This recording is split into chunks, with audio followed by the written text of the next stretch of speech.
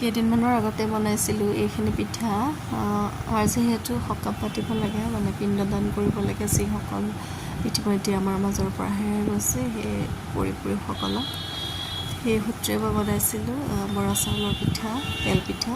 এইখিনি মই ধুনীয়াকৈ বৰা চাউল 2 ঘণ্টামান তিয়াই ৰাখিছিলোঁ আৰু খুন্দি চালি লৈ তাতে গুড়িখিনি কাটি দি ধুনীয়া এটা ডো প্ৰস্তুত কৰিছিলোঁ। তাৰপিছত এনেদৰে ধুনীয়াকৈ পিঠাৰ ঘূৰণি আছে দি ভাজি গৈছিলোঁ। ফুলি যায় পিঠাবোৰ, বৰ ধুনীয়া হয়। এয়া লুচি ফুলাৰ দৰে ফুলে আৰু খাবলৈও বহুত টেষ্টি হয়। সেয়াই সকলোৱে বনায়, তথাপি মইনো কেনেকৈ বনালোঁ তাকে বোলো অলপ দেখাওঁ। যিখিনি মই পিঠাগুড়ি ঘোটা, চলা, তাৰপিছত মঠা মানে যিটো ডো প্ৰস্তুত কৰিছিলোঁ সেইখিনি ভিডিঅ' কৰা নহ'ল। ভাজাৰ টাইমতে কৰিলোঁ আৰু এনেদৰে সেয়া দেখিছে ধুনীয়াকৈ ফুলি আহিছে।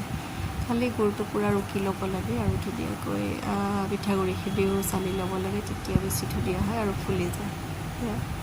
এইখিনিমান বনাইছিলোঁ, যিহেতু সকামৰ কাৰণে বনাইছিলোঁ। আৰু এইখিনিও এনেদৰে বনাবলৈও বেছি টাইম নালাগে আৰু খাবলৈও বহুত টেষ্টি হয়। বৰা চাউলৰ পিঠা আৰু কেনেকৈ বনায় আপোনালোকে জনাবচোন বাৰু দেই। আৰু এইখিনি হৈ গ'ল মোৰ সকামৰ কাৰণে বনোৱা বৰা চাউলৰ ফুলা পিঠা, একেবাৰে ৰেডি। থৈ দিব পাৰি 3-4 দিনলৈকেও, ধুনীয়া হৈ থাকে, কোমল হৈ থাকে। এয়া দেখিছেনে ফুলি আছে।